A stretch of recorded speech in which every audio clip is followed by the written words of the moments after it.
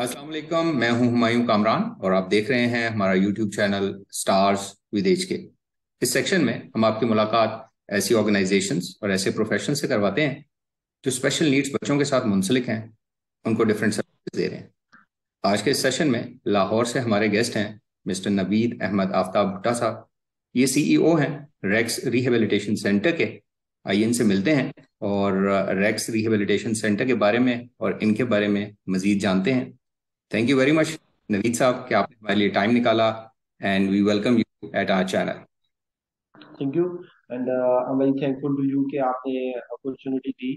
और it's my pleasure कि मैंने आपको ज्वाइन किया। आप स्पेशल एजुकेशन में और स्पेशल बच्चों के लिए काम कर रहे हैं। It's very good thing and it's very honourable for me to be a part of your channel.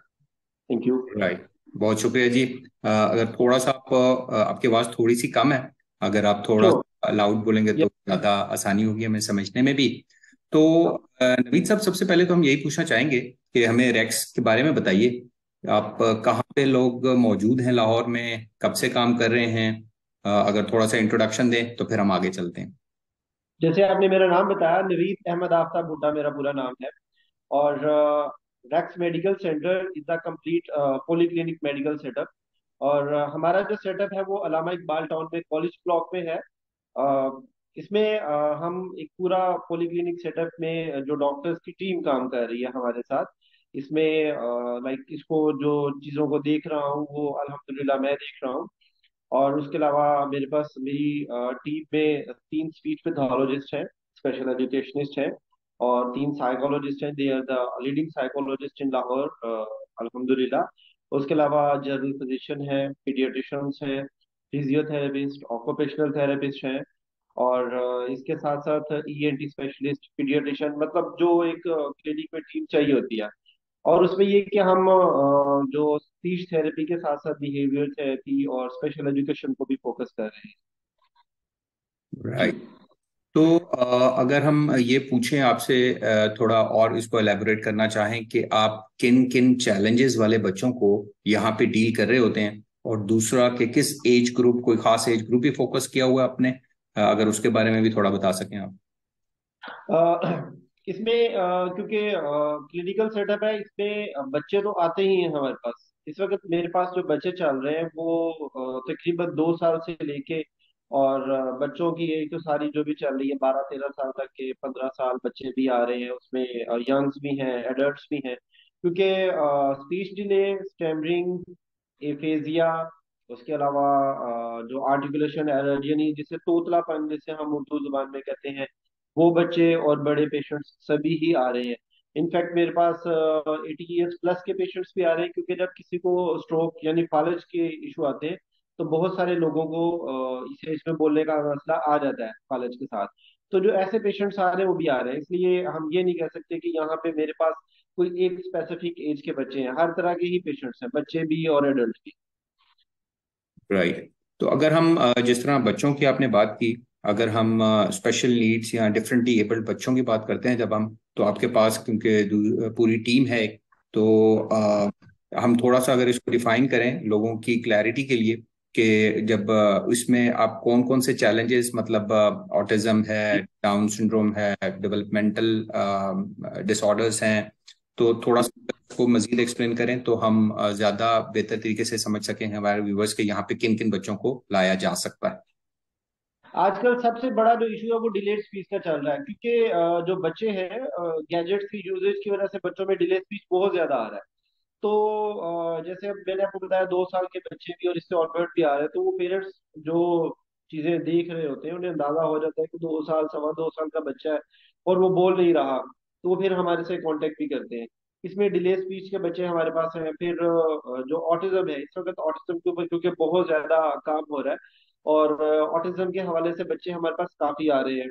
फिर एडीएचडी बच्चे भी हैं, सीपी बच्चे भी हैं हमारे पास। मतलब अगर हम देखें तो सारी ही डोमेन्स के चल रहे हैं मेरे पास। स्टैमरिंग के बहुत सारे छोटे बच्चे भी हैं उसमें, यंगस्टर्स, एडल्ट्स सभी ही आ रहे हैं। जैसे मैंने आपको बताया कि हम सारी चीजों को साथ साथ कवर कर रहे हैं। और हमारा जो सेटअप है इसमें हम सेंसरी थेरेपी और जो चीजें बच्चों में यूज कर रहे होते हैं, ऑटिस्टिक बच्चे, एडीएचडी बच्चे वो कर रहे हैं। बिहेवियर थेरेपी को हमने बड़ा फोकस किया हुआ है। और प्रॉपर एक मल्टी डिसिप्लिनरी टीम के साथ हम इन चीजों को लेके चल रहे हैं। तो मतलब जो स्पेशल नीड्स के साथ जितने बच्चे आ रहे हैं, हर तरह की ही जो चीजें चल रही हैं, डिसऑर्डर्स के बच्चे हमारे पास आ रहे हैं। उसमें राइट। अगर स्टैमरिंग छोटे बच्चों में भी बहुत ज्यादा क्योंकि स्टार्ट हो रही है, तो वो छोटे बच्चे स्टैमरिंग से भी स्टार्ट हो रहे हैं, ऑटिज्म से भी, एडीएचडी भी, स्पीच डिलेड भी, और आर्टिकुलेशन एरर यानी तोतलापन के साथ जो बच्चे आ रहे हैं वो भी, सारे ही इश्यूज के साथ बच्चे हमारे पास आ राइट। अच्छा, इस वक्त तक मतलब अभी इस करंट सेटअप में आप तकरीबन कितने बच्चों को या बड़ों को सर्व कर पा रहे हैं? कुछ आइडिया के लिए बता सकेंगे? रहे हैं। तो तकरीबन हमारे पास जो बच्चे और बड़े सारे मिला के जो स्पीच के हवाले से हैं, वो कोई 30 से 35 के करीब बच्चे और बड़े आ रहे हैं जिनको स्पीच इश्यूज हैं। बाकी जो ओपीडी होती है वो बाकी पेशेंट्स की तो चलती है, लेकिन ये स्पीच के ही है, इसमें फिजियोथेरेपी के अलग पेशेंट्स राइट। अच्छा, आपने हैं। जिक्र किया कि पूरी टीम है और पूरा सेटअप है आपके पास, तो डिफरेंट थेरेपीज में डिफरेंट तरह का इक्विपमेंट मटेरियल वगैरह यूज होता है, खास तौर पर ओटी की आपने बात की। तो हम नाजरीन के लिए पूछना जरूर चाहेंगे कि how well equipped is your centre regarding those therapies, क्योंकि इक्विपमेंट वगैरह भी चाहिए होता है, तो उसके बारे में भी हमारे व्यूअर्स को बताइए। इंशाल्लाह जब मौका मिला मैं आपको उसकी वो चीजें और जो विजुअल्स हैं वो भी आपसे शेयर करूंगा। इसमें ऑक्यूपेशनल थेरेपी में, बल्कि ओवरऑल जो हमारा स्पीच की जितनी भी चीजें हैं, इसमें हमारे पास जो इक्विपमेंट्स हैं वो सारे अल्हम्दुलिल्लाह लेटेस्ट और जबरदस्त चीजें हमने रखी हुई हैं। मतलब अगर कोई भी ऐसा बच्चा या ऐसा ऐसा पेशेंट आ जाता है कि जिसे ऑक्यूपेशनल थेरेपी चाहिए या जो ऐसी चीजें चाहिए, उसमें हमारे पास सारी ही चीजें, सीपी बच्चों के लिए भी उसमें बार्स हैं, और ऑक्यूपेशनल थेरेपी के जो बोर्ड चीजें जो ऑक्यूपेशनल थेरेपिस्ट स्पेसिफिक चीजें यूज करते हैं, वो सारी ही चीजें हमारे पास अवेलेबल हैं। इसमें ऐसा नहीं होता। द गुड थिंग इज कि कभी बहुत सारी जगहों पे ऐसा भी होता है कि वो पेरेंट्स को कहते हैं कि आप चीजें साथ ले आए, को टूल्स टॉयज ऐसी चीजें हो, तो हमें ऐसा नहीं करना पड़ता। हमारे पास ये सारी हमारे सेटअप में इक्विप्ड हैं चीजें, कि कभी ऐसा नहीं हुआ कि हम पेरेंट्स को कहें कि राइटिंग के लिए बुक्स लें, वो भी हम राइट एंड वाइट बुक्स कहते हैं जिसे बच्चे लिख के रिमूव कर देते हैं, तो हम वो भी यूज करते हैं। बोर्ड्स और बोर्ड्स के अलावा ये बुक्स भी यूज करते हैं। इसलिए जब हमारे पास बच्चे आते हैं स्पीच के लिए या ऑक्यूपेशनल थेरेपी के लिए या बिहेवियर के लिए, तो सारी चीजें उन्हें यहीं पर ही मिल जाती हैं, उन्हें कोई खर्चा नहीं करना पड़ता इस हवाले से। राइट। और साथ ही मैं ये भी पूछना चाहूंगा कि जो आपका सेटअप है उसमें ज्यादा फोकस ऐसे ही होता है, वन ऑन वन सेशंस पे ही ज्यादा फोकस होता होगा? एग्जैक्टली हम दोनों चीजों को लेके चलते हैं। हम वन ऑन वन सेशन भी करते हैं, उसके अलावा ग्रुप सेशंस भी करते हैं। ग्रुप सेशंस इसलिए मैं जरूरी समझता हूँ, देखिए हर प्रोफेशनल का अपना अपना एक तरीका होता है। जो आजकल हमारे पास बच्चे आते हैं, उन बच्चों की सोशलाइजेशन बहुत ज्यादा डिस्टर्ब होती है। स्पेशली कोविड के बाद से इतनी ज्यादा चेंजिंग्स आई चीजों में, और बच्चे क्योंकि घरों में रहे, बाहर आना जाना कम रहा, तो उस वजह से सोशलाइजेशन डिस्टर्ब हुई बच्चों की। वो जो 1 डेढ़ साल का टेन्योर गुजरा उसने बच्चों की, क्योंकि हमारी भी बड़ों की लाइफ को भी इफेक्ट किया, तो बच्चों की लाइफ भी बहुत इफेक्ट हुई। इसलिए हम ग्रुप सेशंस भी करते हैं, गाहे बगाहे हमारे ग्रुप सेशंस भी होते हैं। लेकिन क्योंकि जो स्पीच थेरेपी सेशन होता है, स्पीच के लिए one on one session he prefer किया जाता है, इसलिए हम उसको वन ऑन वन ही रखते हैं। राइट। अच्छा, जो आप जो सर्विसेज दे रहे हैं इधर सेंटर में, जो बच्चे आ रहे हैं, बड़े आ रहे हैं, उनको तो आप सर्विसेज दे ही रहे हैं, तो क्या ऑनलाइन सर्विसेज का भी आपने कुछ इंतजाम किया है? ऐसे भी आपके पास क्लाइंट्स हैं, उनको वो सर्विसेज भी दे रहे हैं आप? जी एग्जैक्टली। अल्हम्दुलिल्लाह मेरे पास इस वक्त लाहौर के अलावा पाकिस्तान के सभी जो शहर हैं, दूसरे शहरों से भी बहुत सारे पेशेंट्स हैं। उसके अलावा यूएई स्टेट्स में है मेरे जो बच्चे आ रहे हैं जिनके मैं ऑनलाइन सेशंस करता हूँ, एडल्ट्स भी इसमें शामिल हैं। ऑस्ट्रेलिया है, यूके है। टाइम डिफरेंस तो होता है, बट ये है कि मेरे जो ऐसे भी आ रहे हैं बच्चे और बड़े जिनके स्पीच इश्यूज हैं, तो वो अब्रॉड से भी मेरे से सेशंस ले रहे हैं ऑनलाइन। राइट। अच्छा, हम आपके बारे में भी थोड़ा सा मजीद जानना चाहेंगे कि आप ये सेटअप चला रहे हैं, तो आपकी अपनी एक्सपर्टीज और अपनी स्पेशलिटी क्या है? हमारे नाजरीन को अगर वो भी बताएं। मैंने एमएस किया हुआ है स्पीच लैंग्वेज एंड पैथोलॉजी में, और उसके अलावा ऑडियोलॉजी में भी किया हुआ है। फिर मास्टर्स मेरा जो है स्पेशल एजुकेशन में भी है। और वैसे तो और भी कुछ डिग्रीज हैं, लेकिन मेरी फील्ड से जो रेलिवेंट डिग्रीज हैं वो यही है। MS speech pathology, master special education and audiology में। राइट। अच्छा। और दूसरी, सॉरी इंटरप्ट कर रहा हूँ, दूसरी चीज ये ऐड करना चाहूंगा कि हमारे सेटअप में ऐसे बच्चे भी हमारे पास आते हैं जो डिजर्विंग बच्चे हैं, जो फीस पे नहीं कर सकते, तो वो हम अल्हम्दुलिल्लाह उन बच्चों का जो है वो बिल्कुल फ्री कर रहे हैं। We don't charge anything from such children. Right. अच्छा, बहुत से सेंटर या सेटअप जो हैं अपनी कुछ यूनिकनेस बता रहे होते हैं कि हम ये प्रैक्टिस फॉलो करते हैं या हमारा यूनिक पॉइंट ये है। एक यूनिक पॉइंट तो आपने अभी हमें पहले ही गिनवा दिया हमारे सवाल से पहले कि आप उन सेक्टर को भी एड्रेस करें जो अफोर्डिंग नहीं है। तो इसके अलावा अगर आपसे पूछा जाए कि रैक्स की और क्या यूनिकनेस है तो आप कैसे उसको एड्रेस करेंगे? देखिए, मैंने जैसे आपको बताया कि हमारे सेटअप में सारे ही, इसमें doctors, speech pathologist, allied health sciences और जो मेडिकल प्रोफेशनल, सारे ही यहाँ पे इकट्ठे हैं। तो अगर किसी बच्चे को या किसी एडल्ट को कोई जरूरत पड़ती है, हमने कभी फोर्स तो नहीं किया, क्योंकि बहुत सारे बच्चे हमारे पास आते हैं वो ऑलरेडी किसी न किसी डॉक्टर के पास चल भी रहे होते हैं। हमने कभी ऐसा नहीं किया कि हमने स्विच करे। लेकिन अगर किसी को जरूरत हो तो वो इसी क्लिनिक पे यहीं पे ही कर सकते हैं। अब जैसे मेरे पास एक पीड यूरोलॉजिस्ट है, ही इज अ लीडिंग पीड यूरोलॉजिस्ट इन लाहौर, तो वो भी हमारे पास अवेलेबल है। और जो मेरे पास इस वक्त फिजियोथेरेपिस्ट हैं, they are also a leading physiotherapist in Lahore. उसमें डॉक्टर नुमान गफ्फार है, डॉक्टर अब्दुल मनान है। और इनकी स्पेशलिटी पीड्स में और स्पोर्ट्स में है, जो उन्होंने MS फिजियो में किया हुआ। और जो मेरे पास साइकोलॉजिस्ट हैं, वो हेड ऑफ डिपार्टमेंट है इस्लामिया कॉलेज लाहौर के, doctor Kashif Raj, he PhD in psychology and ADCP as well. उसके अलावा अब्बास आफ्ताब साहब हैं, और मैडम रक्षदा हैं, वो भी साइकोलॉजिस्ट और स्पीच पैथोलॉजिस्ट हैं। मतलब हमारी जो टीम है वो एक इस हवाले से बड़ी अच्छी चीजें हमारे पास हैं। और दूसरा, मैंने आपको बताया कि जब हमारे पास पेरेंट्स आते हैं तो उन्हें ये परेशानी नहीं होती कि जी हमें कोई चीज लेकर जानी पड़ेगी। और फिर हम क्लीनलीनेस को बहुत ज्यादा फोकस करते हैं, एनवायरनमेंट बहुत फ्रेंडली है। और कभी ऐसा नहीं हुआ कि हमारे किसी बच्चे के साथ कोई ऐसी कंप्लेन आई हो, कोई किसी भी स्टाफ मेंबर ने इंक्लूडिंग मी, कभी किसी से सख्ती की हो या कुछ ऐसा हो। तो हमारा बच्चों के साथ बहुत फ्रेंडली इन्वायरमेंट है। इनफैक्ट जो पेरेंट्स हमारे पास आते हैं वो भी अल्हम्दुलिल्लाह दे आर वेरी हैप्पी।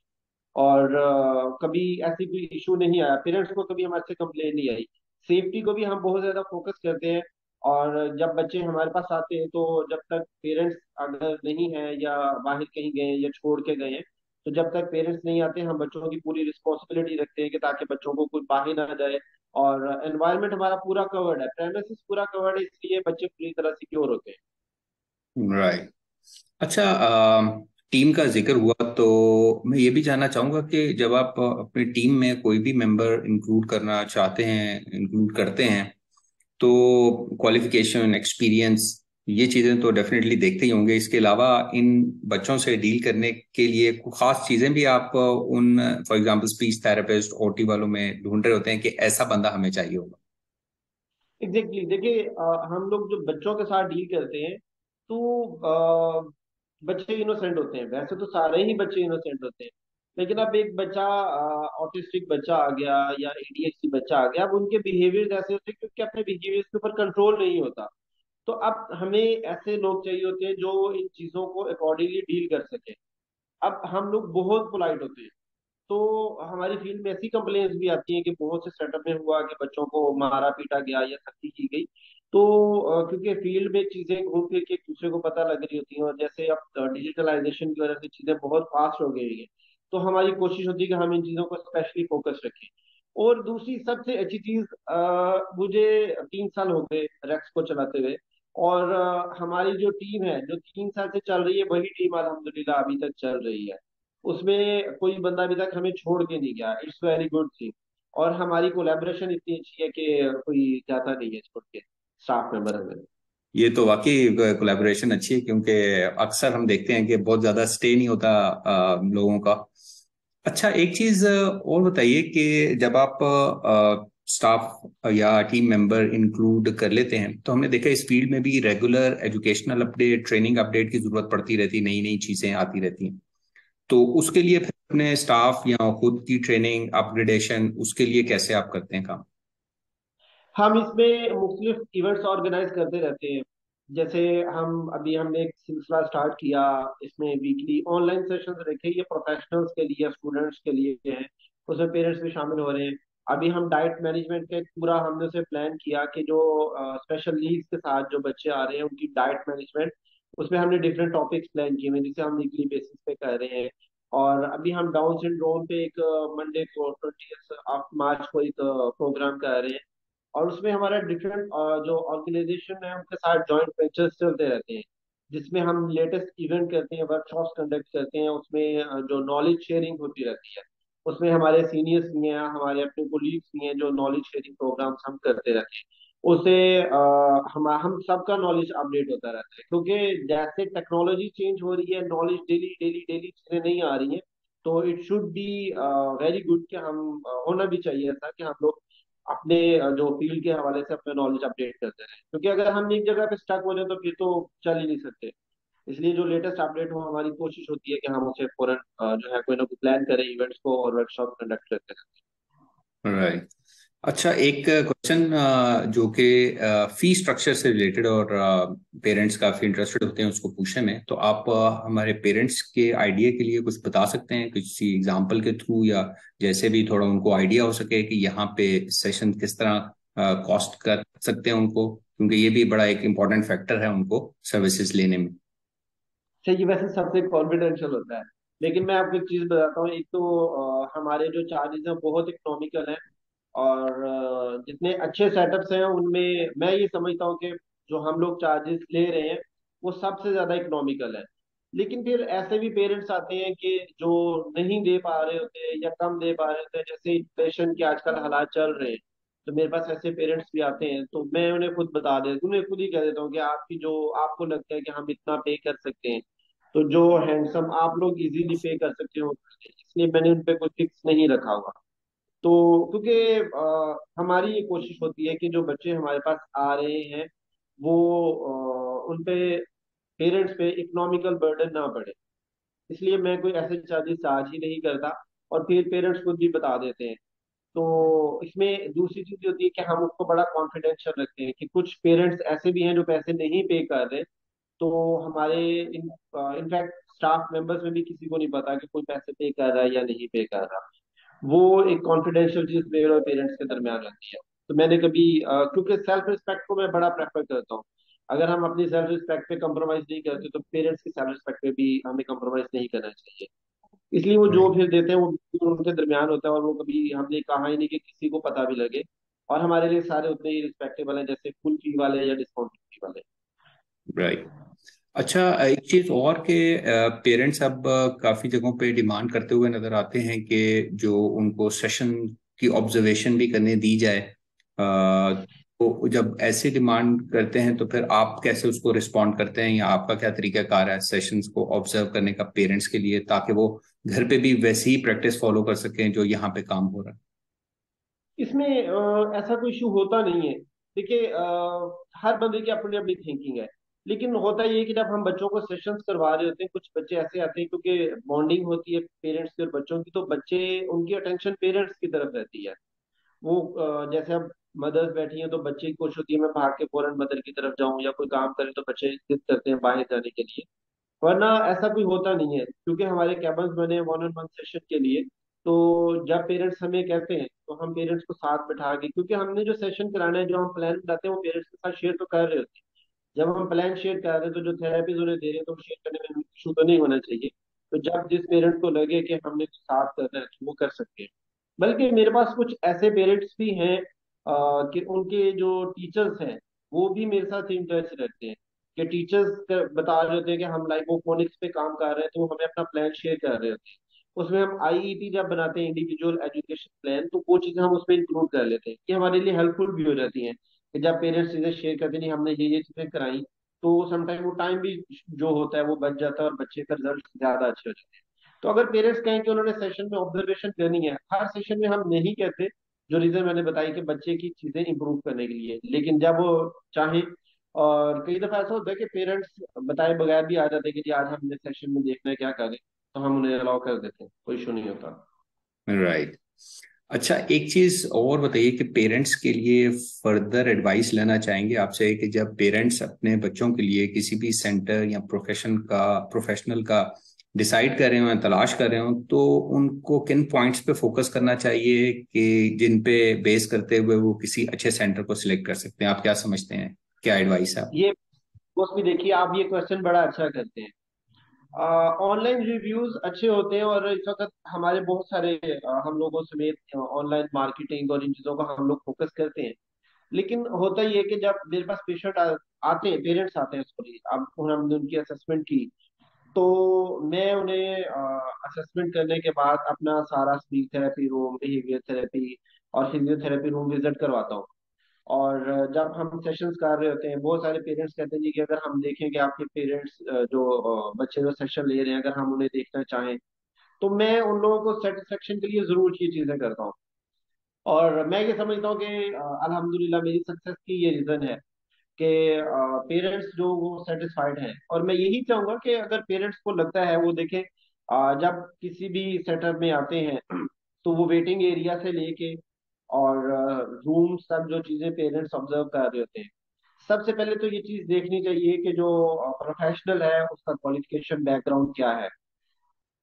फिर जो बाकी पेरेंट्स भी होते हैं, जैसे अब मेरे वेटिंग एरिया में पेरेंट्स बैठे होते हैं, तो उनके व्यू से ही पेरेंट्स को अंदाजा हो जाता है कि इसमें इनके बारे में लोगों के क्या ख्याल है।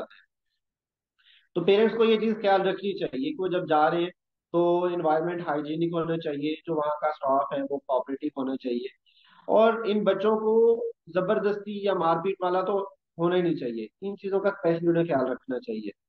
और ये पेरेंट्स जो बाकी बच्चों के पेरेंट्स होते हैं वो बता भी देते हैं, पता लग जाता है कि कोई जो सेटअप है, सेंटर है या क्लिनिक है, तो वहाँ का एनवायरनमेंट कैसा है। अच्छा। हाइजीन एनवायरनमेंट मेन हम्म। अच्छा, एक और चीज जो हमारे जैसी सोसाइटी में काफी हम ऐसे अल्फाज का इस्तेमाल बेदरेक कर देते हैं जो कि बहुत सी जगहों पे obsolete हो चुके हैं, एबनॉर्मल बच्चे और इस तरह के दूसरे और तल्ख अल्फाज। तो आप क्या समझते हैं कि ये अच्छे अच्छे अल्फाज जो उनकी रिप्लेसमेंट में आ गए हैं, उनसे बच्चों पे और उनके पेरेंट्स पे फर्क भी पड़ता है कुछ? एग्जैक्टली। देखिए, जब हमारे पास ऑटिस्टिक बच्चे आते हैं, अब पहले इनके बारे में और चीजें कही जाती थी, तो अब ऑटिस्टिक बच्चे आते हैं, ये स्पेशल नीड्स के साथ बच्चे हैं, डिफरेंटली एबल्ड अब इन बच्चों को कहा जाता है। तो हम पेरेंट्स को भी समझाते हैं कि आप कोई ऐसी चीज नहीं समझे। इनफैक्ट सीपी जो बच्चे हमारे पास आते हैं, तो उन बच्चों के पेरेंट्स को भी हम लोग तो मोटिवेट करते हैं कि ऐसी कोई चीज नहीं है। देखिए, कुदरत की तरफ से एक चीज आ गई, अब बच्चे में इशू आया, कोई डिसऑर्डर आ गया, तो उसके पेरेंट्स का या बच्चे का तो उसमें कोई रोल नहीं है ना, ये तो अब एक चीज आ गई अल्लाह की तरफ से। तो उन्हें यही समझाते हैं। और मैं ये समझता हूँ कि हमारी सोसाइटी में, पाकिस्तान में, इस चीज को बड़ा फोकस करना चाहिए कि जो पेरेंट्स हैं वो बच्चों को या उनके पेरेंट्स को देख के और नाक मुंह बनाना और ऐसे अल्फाज इस्तेमाल करना, जैसे तौबा के अल्फाज ऊंचे ऊंचे करना। तो अगर कोई बच्चा किसी प्रॉब्लम से सफर कर रहा है, तो उसका बीइंग ए ह्यूमन बीइंग तो इख्तियार नहीं है ना। तो हमें इस चीज की अवेयरनेस करनी चाहिए, और आपके चैनल के तवज्जुह से मैं ये जरूर कहूंगा कि आप ऐसी कंपेन रन करें। उसमें हम प्रोफेशनल्स भी आपके साथ हैं, और जो पेरेंट्स ऐसे इन बच्चों के पेरेंट्स हैं, आप उनके रिव्यूज लें, ऑनलाइन रिव्यूज उसमें जरूर शामिल करें कि क्योंकि पेरेंट्स बड़े पेन में होते हैं। ऑटिस्टिक बच्चों के या सीपी बच्चों के जो पेरेंट्स हैं वो बहुत पेन में होते हैं, कि उन्हें लगता है कि बस शायद उनकी लाइफ स्टक हो गई है उनके बच्चे पे आके। तो हमें ऐसी चीजें नहीं करनी चाहिए जो किसी के लिए पेनफुल हो। अब एक बच्चा उस इशू से गुजर रहा है, तो बार बार उसे हैमर नहीं करना चाहिए पेरेंट्स को। हमें, कोई भी, चाहे प्रोफेशनल है या हम एक जनरल जो इस प्रोफेशन से नहीं है, उन लोगों को भी इस चीज से अवॉइड करना चाहिए कि हम किसी के पेन में इजाफा नहीं करें। हम अगर उनकी पेन कम नहीं कर सकते तो बढ़ाएं भी नहीं, उनका हिस्सा बनने की कोशिश करें। राइट। अच्छा, एक तकरीबन हमारे क्वेश्चंस के सारे ही एड्रेस हो चुके हैं। एक लास्ट में मैं एक चीज और पूछना चाहूंगा, वो ये कि पाकिस्तान में इस फील्ड की बेहतरी के लिए हमें किन चीजों पे ज्यादा फोकस करने की अभी भी जरूरत है, या इसको दूसरे अल्फाज में कि हमारे प्रोफेशनल जो हैं, चाहे वो किसी भी इस सब सेक्शन से ताल्लुक हो, ओटी वाले हों, फिजियो हो, जो भी हों, स्पीच वाले हों, किन चीजों पे अभी भी हमें बहुत ज्यादा काम करने की जरूरत है? देखिए, इसमें ना क्वैकरी के खिलाफ तो काम हो रहा है हमारी फील्ड में भी। बहुत सारे ऐसे लोग हैं कि छोटी छोटी सर्टिफिकेशंस ले ली, या कहीं पे कुछ ट्रेनिंग के लिए गए और उन्होंने अपने अपने सेटअप्स बना लिए। एक तो उस चीज को कम खत्म करने की जरूरत है, कम हम नहीं कहेंगे करना। और दूसरी चीज ये कि हमारा हम लोगों का आपस में कोऑर्डिनेशन अच्छा होना चाहिए।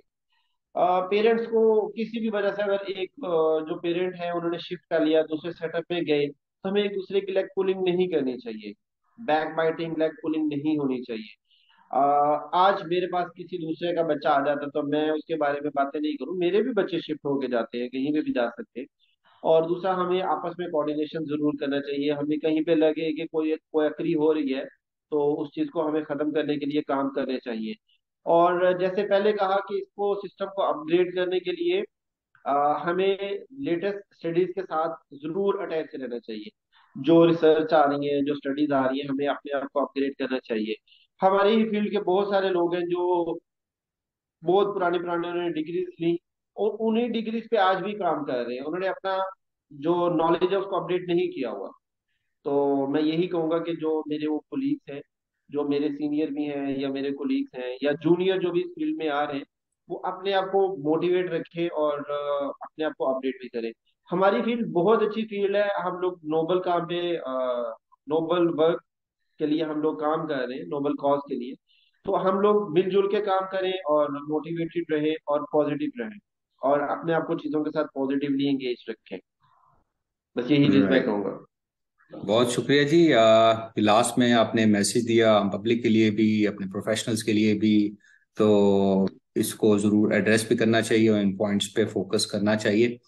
So thank at the end of our interview, Naveed साहब, आपका दोबारा बहुत शुक्रिया कि आपने टाइम निकाला।